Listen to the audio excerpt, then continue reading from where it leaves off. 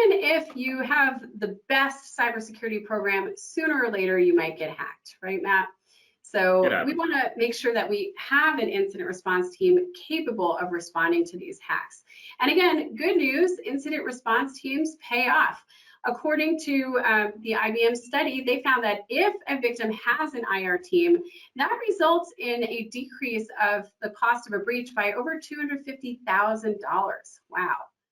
And then they also found it's not just about having a team, but about testing your processes so that people really start to learn and integrate your plans into their experiences. So a good way to do that is by conducting tabletop exercises.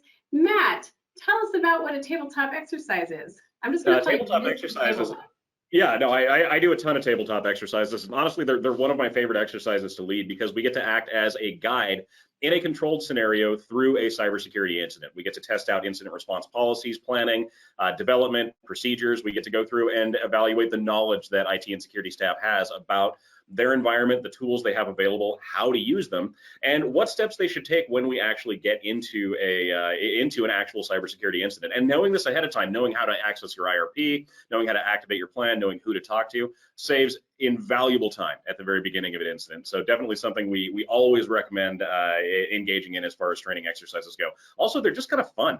We get to go through and basically act as a dungeon master and lead people through this adventure. It's a great thing to have happen. Oh, I see why you like it now. Well, the good news is that extensively testing your IR plan will save you $246,000 in the event of a breach. So, wow. Another reason why you want to be testing it out is because the incident reporting requirements are constantly changing. In March, the president signed into law the Omnibus Spending Bill, and it actually included the Cyber Incident Reporting and Critical Infrastructure Act of 2022. And so that requires you to report certain cybersecurity incidents to CISA within 72 hours, or to report ransomware attacks to CISA within 24 hours. So right there, it's not a public reporting requirement. It doesn't add that burden, which I think is really smart. It's a private reporting requirement to the government, and that gives them an opportunity to track and see if there's any major widespread incidents coming out. CISA is also going to be releasing quarterly reports once this law goes into effect. What do you need to do in the meantime? We have about 2 years or so to prepare for this. It's going to go by fast, everybody. So make sure you are dotting the I's, crossing the T's over the next couple of years. Understand your obligations.